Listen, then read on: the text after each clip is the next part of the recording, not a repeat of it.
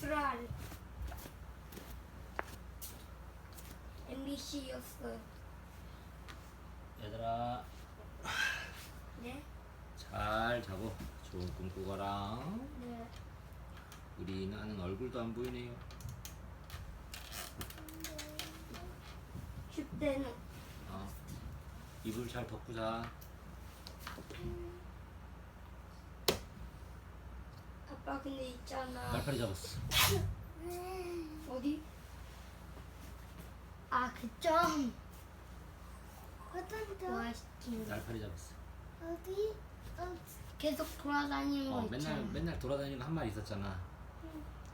자꾸 솔직히 아니 자꾸 무슨 자꾸 내가 책 읽었는데 자꾸 왔어. 그치? 맞아 무슨 되게 신경 쓰이지. 너무 신경 써서 잡으려고 하면 달아나. 그리고 내 손이 아프고. 수순이 손이 아프고. 알았어. 아빠가 잡았어. 너 편하게 자도록. 근데 있잖아. 예스! 충성! 딸하고 엄마하고 계속 있으면 계속 나오는 거 아니야? 얘네들. 10을 알면은 그곳에 그거 그럴 수도 있고 아닐 수도 있고 보면 알지. 나오는 거. 읽어? 숨쉬는 옹기 이야기. 못생긴 뚝배기와 항아리. 이거 재밌는 건데. 그치 이거.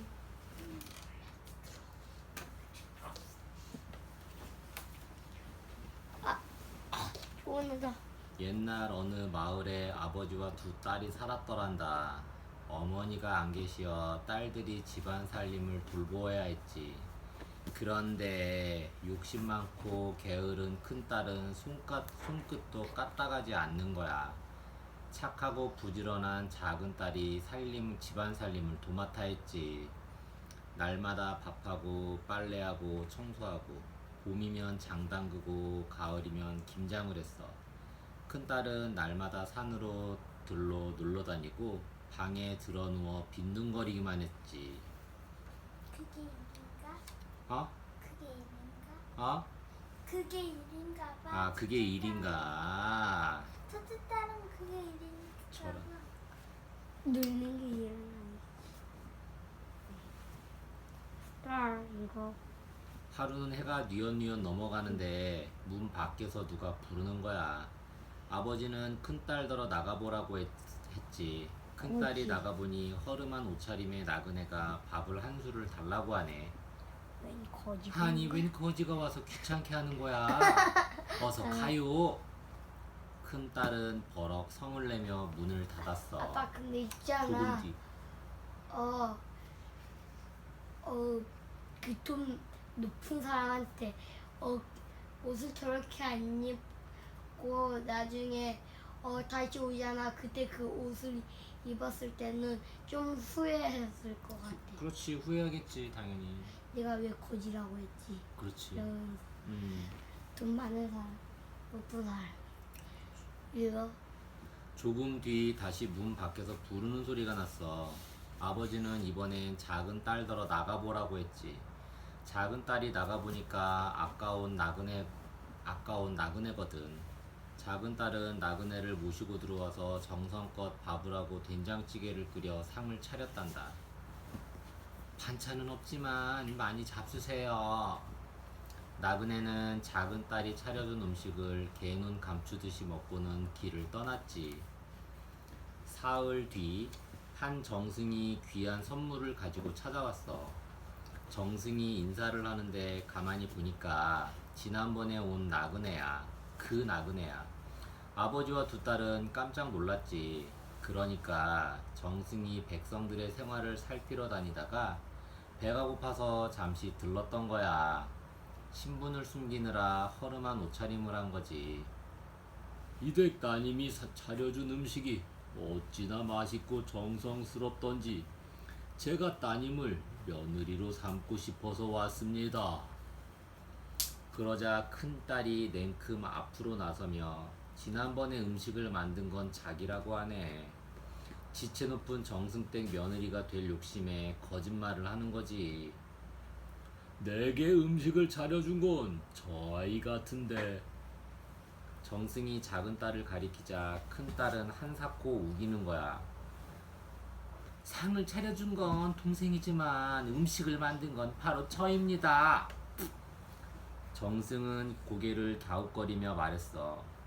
그렇다면 두 사람이 각자 된장찌개를 끓여오너라. 맛을 다시 보고 며느리를 정하겠다. 이제 된장찌개를 만들어야 하는데 살림을 해본 적이 없는 큰딸은 어떻게 하지? 작은 딸이 하는 것을 보고 따라하는 거야. 작은 딸이 항아리에서 된장을 떠오면 자기도 떠오고, 작은 딸이 호박을 삼박삼박 썰면 자기도 선벅선벅 썰고 말이야. 삼박삼박. 잠깐만. 잘 썰은 이렇게 얇게 잘 썰었는데 두껍게 잘라가지고. 칼질이들 해봤겠어?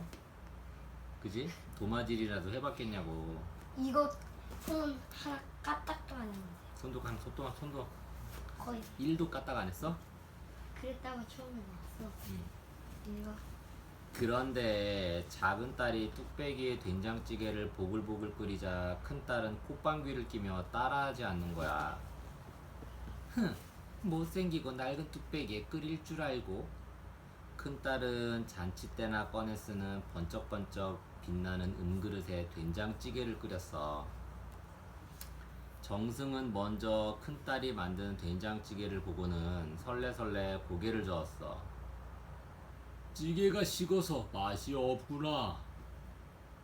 정승은 작은 딸이 만든 된장찌개를 맛보고는 고개를 크게 끄덕였지. 뜨끈뜨끈한 것이 바로 이 맛이로구나. 얘야, 어찌하면 이런 맛을 내느냐? 작은 딸은 수줍어하며 대답했지. 공기 뚝배기에 음식을 끓이면 빨리 식지 않습니다. 먹는 동안 내내 뜨끈하여 맛있게 먹을 수 있지요. 그래. 된장찌개는 뚝배기에 끓여야 제맛이로구나. 정승이 작은 딸을 며느리로 삼으려 하자 큰 딸은 눈물을 뚝뚝 흘리면서 또 거짓말을 하는 거야. 날이 억울합니다. 하나뿐인 뚝배기를 동생이 먼저 차지해버려 저는 할 수 없이 은그릇에 끓였답니다. 큰딸 그럼 말을 아빠 뚝배기하고 좀 비슷한 그릇이 있으면 그 그릇에 해도 되지 않을까? 그게 거짓말 한 거니까 어차피. 이거 큰딸 말을 듣고 보니 틀린 말도 아니거든. 정승은 잠시 생각을 해보고는 이렇게 말했지. 모든 음식 맛의 기본은 장맛이니 이번에는 장을 담그도록 하여라. 내 다시 와서 장맛을 보고 며느리를 정하겠다. 작은 딸은 장을 많이 담가본 터라 걱정 없었지. 먼저 콩을 물에 불려 가마솥에 넣고 푹푹 삶았어. 삶은 콩을 절구에 넣고 쿵덕쿵덕 찧어서 네모나게 메주를 빚었어. 메주를 지프로 묶어 매달아서 잘 말린 다음 겨우내 하얀 곰팡이가 피도록 했단다. 살림이라곤 안 해본 큰딸은 어떻게 장을 담갔을까? 이번에도 작은 딸이 하는 것을 보고 그대로 따라했지. 메주가 잘 띄워져 장 담글 때가 되었어. 작은 딸은 옹기 항아리에 소금물과 메주를 넣고는 수치랑 고추랑 대추도 몇 개 넣었어. 그런데 큰딸도 장을 담그려고 보니 투박한 옹기 항아리가 너무 볼품이 없는 거야. 골풍이 뭐야? 눈에 보기가 안 좋다는 거지. 이거 못생겼다는 거지. 볼품이 없다는 거지. 보기가 장은 뜨거운 찌개도 아니니 빨리 식을 일도 없는데 꼭 못생긴 항아리에 담글 필요가 있겠어? 큰딸은 정승에게 잘 보이려고 집안 대대로 내려오는 귀한 백자 항아리에 소금물과 메주를 넣었단다. 수치랑 고추랑 대추도 넣고 말이야. 작은 딸은 옹기 항아리를 장독대에 두고 햇볕이 들면 뚜껑을 열어주고 비가 오면 뚜껑을 닫아주며 장이 맛있게 익기를 기다렸지. 큰딸은 백자 항아리를 대청마루에 두고 날마다 비단 수건으로 싹싹 닦으며 기도했단다. 비나이다 비나이다, 장이 맛있게 익도록 해주소서. 이렇게 정성을 쏟은지 50날이 지나 어느덧 장이 익었어. 짠 국물은 간장이라 따라내어 다른 곳에 담고, 항아리 속 메주는 된장이라 잘 주물러 놓아야 하지. 큰딸도 작은딸도 티끌 하나 들어갈세라 파리 한 마리 기웃거릴세라 조심조심 된장을 갈무리하였단다. 마침내 장맛을 겨루는 날이 되었지. 큰딸은 백자 항아리에 담근 장을 정성 앞에 내놓고, 작은딸은 옹기 항아리에 담근 장을 내놓았어. 정승은 먼저 큰딸이 담근 된장을 맛보더니 얼굴을 찌푸렸어. 어찌하여 이리도 쾌쾌한 냄새가 나고 맛이 쓰단 말이냐?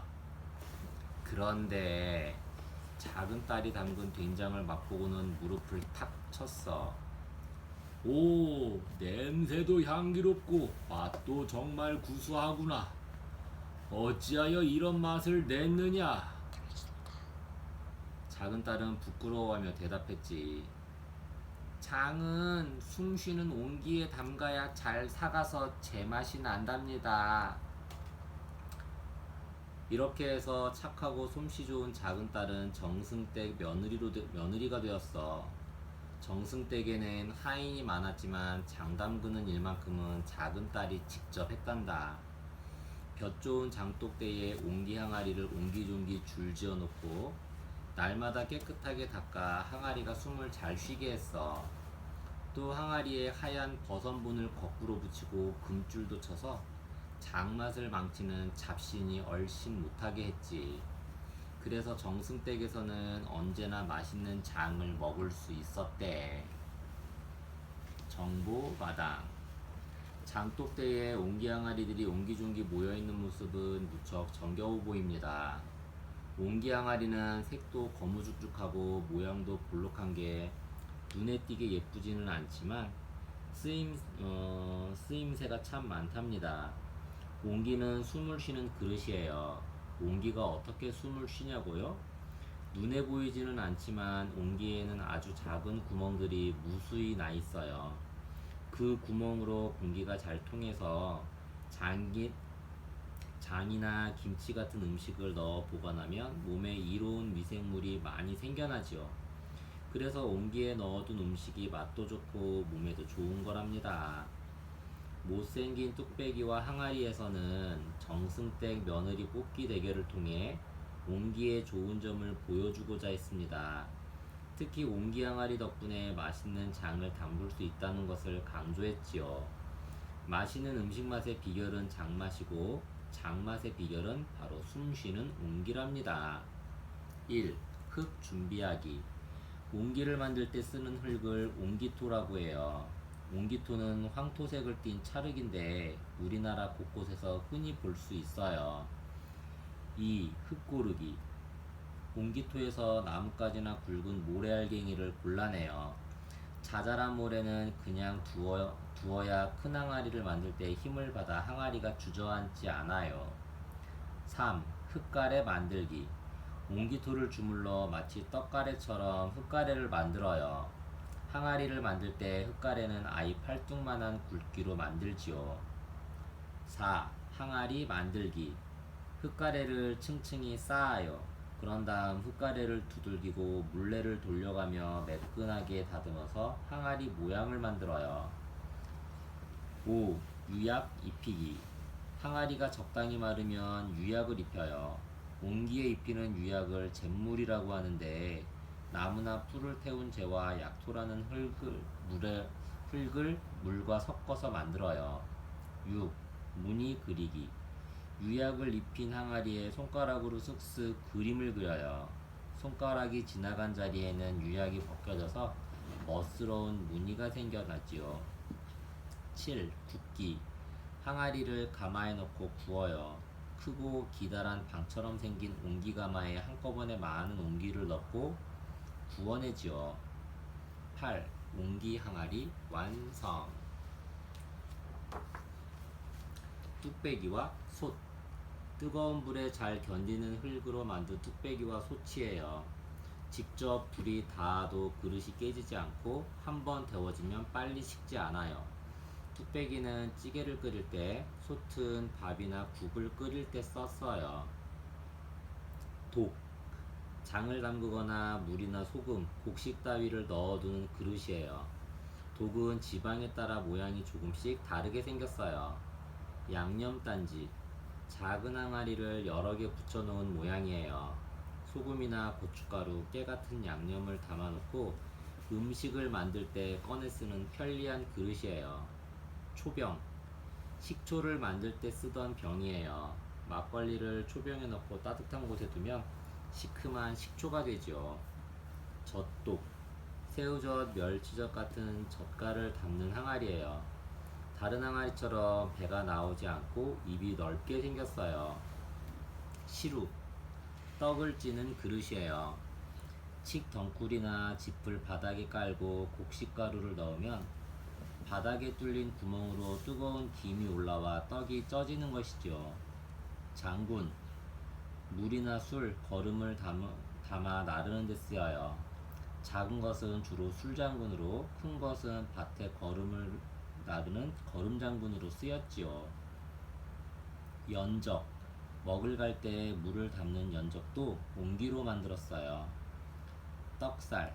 떡에 무늬를 찍는 도장이에요. 떡살로 무늬를 찍어 만든 떡을 절편이라고 해요. 등잔. 불을 밝혀 방안을 환하게 해주던 조명기구예요. 약탕관. 한약을 다릴 때 쓰던 그릇이에요. 약탕관에 약재와 물을 넣어 불에 은근히 달이면 약이 잘 우러나요.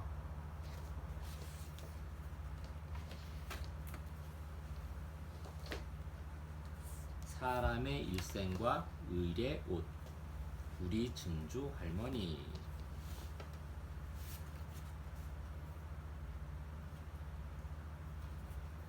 나는 엄마, 아빠, 할아버지, 할머니와 살아요. 또 한 분의 할머니가 계시는데 아빠의 할머니예요. 나한테는 증조 할머니고요. 증조 할머니 연세는 90살이에요. 지금부터 90년 전이니까 아주 옛날에 태어나셨지요. 증조 할머니는 아들 6 다음에 낳은 막내딸이었어요. 기다리던 딸이네. 식구들은 모두 기뻐했어요. 대문에는 숯과 솔가지를 끼운 금줄이 걸렸지요. 마을 사람들은 솔가지를 보고 딸이 태어난 것을 알았어요. 귀한 따님이 태어나셨네. 갓 태어난 아기는 깨끗이 씻고 베네저고리를 입었어요. 베네저고리는 보들보들한 흰 옷감으로 만들었어요. 아기가 손톱으로 얼굴에 상처를 낼까봐 소매를 길게 해서 손이 밖으로 나오지 않게 했지요. 오래오래 살라는 마음을 담아 옷고름은 무명실을 꼬아 길게 만들었어요. 얼굴이 뽀얘졌네. 아이 귀여워. 이것 봐, 발이 이렇게 작아. 웃는다. 웃어. 아기는 식구들의 사랑을 온통 독차지했지요. 아기는 잘 먹고 무럭무럭 자랐어요. 아기 까꿍. 어느새 식구들을 알아보고 까르르 웃었지요.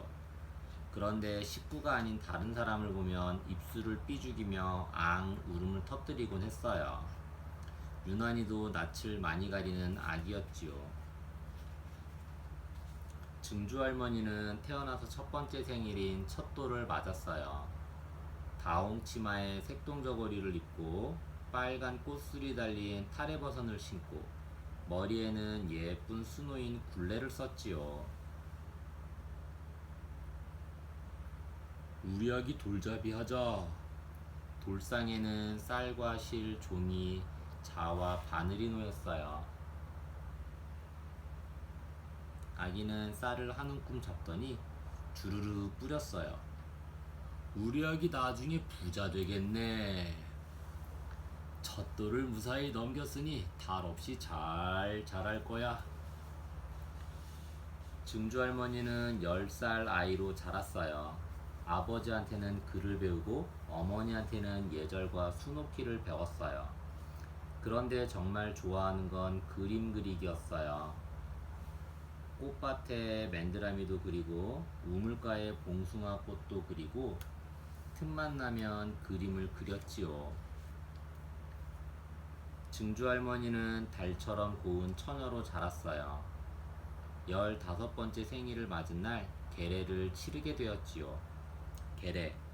옛날에 15세가 된 여자 또는 약혼을 한 여자가 올리던 성인 의식. 치마 저고리에 고운 원삼을 차려입고 길게 따았던 머리를 틀어 올려 비녀를 꽂았어요. 그런 다음 사당에 가서 절을 올리고 집안 어른들께도 얌전히 절을 올렸어요. 아기였던 때가 엊그제 같은데 이제 어른이 되었구나. 얼마 뒤 증주 할머니에게 혼산말이 들어왔어요. 신랑감은 높은 벼슬을 지내는 대개 아들인데 성균관에 다니면서 과거 시험을 준비하고 있대요. 부모님은 흡족해하며 허락을 했어요. 증주 할머니는 신랑감 얼굴 한번 못 보고 그렇게 혼사가 결정되었지요. 성균관, 조선시대 때 제일 높은 교육기관.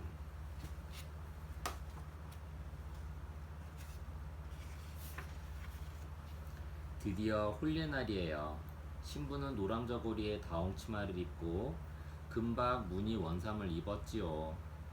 쪽진 머리에는 앞댕기와 커다란 도트락 댕기를 뒤로 들이우고 걸음을 옮길 때마다 오색술이 달랑거리는 족두리를 썼어요. 신랑 신부는 서로에게 절을 주고받으면서 소중한 부부의 인연을 맺었어요. 사람들은 신랑 신부가 색동 소매처럼 아기자기하게 비단처럼 사근사근 잘 살기를 바랐지요. 증주 할머니는 아들 넷에 딸 둘을 낳았어요. 증주 할머니는 6아이에 둘러싸여 행복했지요. 세월이 흘러 큰아들이 장가를 가서 첫 아들을 낳았는데 바로 우리 아빠예요. 이렇게 증주 할머니는 해마다 손자가 하나 둘 늘어갔어요.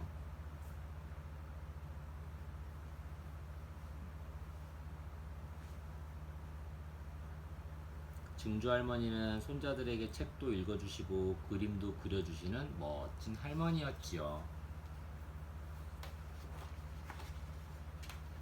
증주 할머니는 60번째 생일인 회갑을 맞았어요. 아들, 딸이 지어준 새 옷을 차려입었지요. 하늘하늘 고운 모시 치마 저고리를 입고 머리에는 크고 기다란 옷비녀를 꽂았어요. 어머님 건강하게 오래오래 사세요.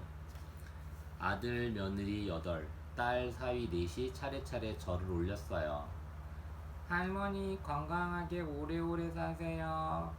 손자 16과 손녀 13도 차례차례 절을 올렸어요. 증주 할머니 얼굴에는 흐뭇한 웃음이 떠나지 않았어요.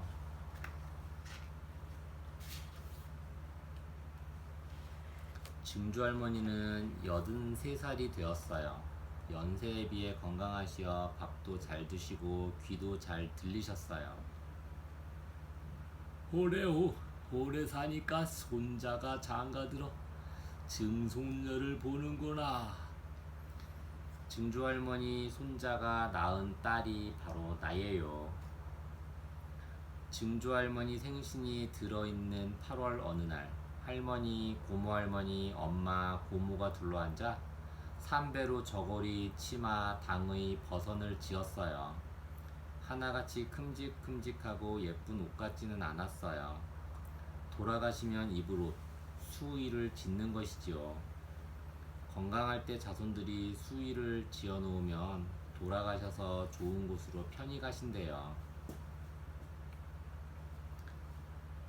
요즘 증주 할머니는 온종일 누워만 계세요. 밥도 잘 못 드시고 말씀도 잘 못 하시고요. 내가 가까이 다가가 귀에 대고 증조 할머니 하고 부르면 힘없이 내 손을 잡고 희미하게 웃으시지요. 햇살 따스한 어느 봄날, 증조 할머니는 조용히 숨을 거두셨어요. 주무시는 것처럼 편안하게 돌아가셨대요. 많은 식구들과 친척들에 둘러싸여 증조 할머니를 태운 꽃상여가 개울을 건너가요. 새 베옷을 차려입은 증조 할머니는 허이 가셨어요. 정보마당, 전통 의례와 의례복. 사람은 누구나 태어나고 자라고 늙고 죽습니다. 이렇게 살아가는 동안 누구나 성숙하고 새로운 사람으로 거듭나기 위해 여러 번의 중요한 순간을 맞습니다. 이때마다 우리 조상들은 가족들이 정성을 다해 의례를 치르고 잔치를 열어 축하해 주었습니다. 세상에 태어나서 첫 번째 생일인 돌, 아이에서 어른이 되는 관례, 부부의 인연을 맺는 혼례, 60번째 생일인 회갑, 그리고 죽은 뒤에 치르는 상례가 있지요. 그뿐만 아니라 각각의 의례 때는 곱게 지은 옷을 갖추어 입음으로써 정성을 다했습니다. 우리 증조 할머니에서는 사람이 태어나서 죽을 때까지 겪는 경건한 의례와 아름다운 의례복을 보여줍니다. 전통 의례와 의례복 속에 담긴 우리 조상들의 소중한 마음을 느껴보세요. 아기가 태어났어요. 아기가 태어나면 대문에 금줄을 달았습니다. 아들이면 고추, 집, 숯을 끼워 달았고 딸이면 숯, 술가지, 하얀 종이를 끼워 달았죠. 금줄은 3-7일 동안 달았는데 이때까지는 식구가 아닌 다른 사람들의 집안 출입을 삼갔습니다. 나쁜 병균으로부터 아기를 보호하려는 마음이었지요. 갓 태어난 아기는 목욕을 시킨 뒤 베네 저고리를 입힙니다. 베네 저고리는 흰색 무명천으로 만들고 깃을 달지 않습니다. 아기가 누워있을 때 등이 베기지 않도록 등에는 재봉선을 만들지 않았고 아기가 오래오래 살기를 바라는 마음으로 옷고름은 무명실을 꼬아 길게 만들었습니다. 첫 번째 생일, 돌을 맞아요. 아기가 태어나 1년이 되면 이제 질병의 위험으로부터 어느 정도 벗어나 든든한 장래를 기약할 수 있다고 여겨 돌잔치를 크게 해주었습니다. 백설기와 수수경단, 과일로 돌상을 차리고 아기의 미래를 점치는 돌잡이를 했지요. 돌을 맞은 아기에게는 새로 지은 돌복을 입혔습니다. 남자아이는 바지 저고리에 두루마기를 입었습니다. 그 위에는 전복을 입고 돌띠를 메었으며 머리에는 호건이나 복건을 썼습니다. 여자아이는 다홍치마에 색동저고리를 입고 머리에는 굴레를 썼지요. 이제 어른이 되어요. 아이가 자라 15살이 넘으면 어른이 되는 관례를 치렀습니다. 집안에 덕망 있는 어른이 오셔서 의례를 치러주는데 남자는 길게 따 내렸던 머리를 올려 상투를 틀고 관을 썼습니다. 옷은 바지 저고리에 두루마기를 입었지요. 여자는 따은 머리를 올려 쪽을 지고 비녀를 꽂았습니다. 옷은 다홍치마 노랑 저고리에 고운 원삼을 입었습니다. 그런 다음 이름을 지어주는데 그때부터는 아명 대신 정식 이름을 부르게 되죠. 사당에 가서 어른이 되었음을 고하고 집안 어른들께 두루 절을 하고 나면 이제 정말 어른 대접을 받게 됩니다. 부부의 인연을 맺어요. 혼례날 신랑은 신부 집으로 와서 신부 어머니께 나무 기러기 한 쌍을 전합니다. 평생 마음이 변치 않고 살 것을 약속하는 것이죠. 신부는 다홍치마 노랑 저고리에 원삼을 입고 족두리를 씁니다. 신랑은 사모를 쓰고 달령을 입고 각대를 두르고 목화를 신습니다. 신부집 초래청에 차려놓은 대례상 앞에서 신랑과 신부는 절을 주고받으며 부부의 인연을 맺습니다. 60번째 생일 회갑을 맞아요. 회갑이 되면 오래오래 건강하게 살기를 바라는 마음으로 자식들이 정성을 다해 잔치를 열어줍니다. 고배상이라고 하는 큰 상을 차리는데 떡, 과일, 대추, 밤, 유과 등의 음식을 높이 쌓았죠. 회갑을 맞은 부모는 자식들이 지어준 새 옷을 입는데 남자는 바지 저고리에 두루마기를, 여자는 치마 저고리를 입었습니다. 먼 길을 떠나요. 우리 조상들은 사람이 죽으면 태어나기 전에 있었던 하늘로 돌아간다고 믿었습니다. 그래서 하늘나라에서의 새로운 삶을 위해 죽은 사람에게 새 옷을 지어 입혔지요. 이것을 수의라고 합니다. 수의는 그 사람이 건강할 때 미리 마련해 두었는데 이렇게 하면 더욱 건강하게 오래 산다고 믿었지요.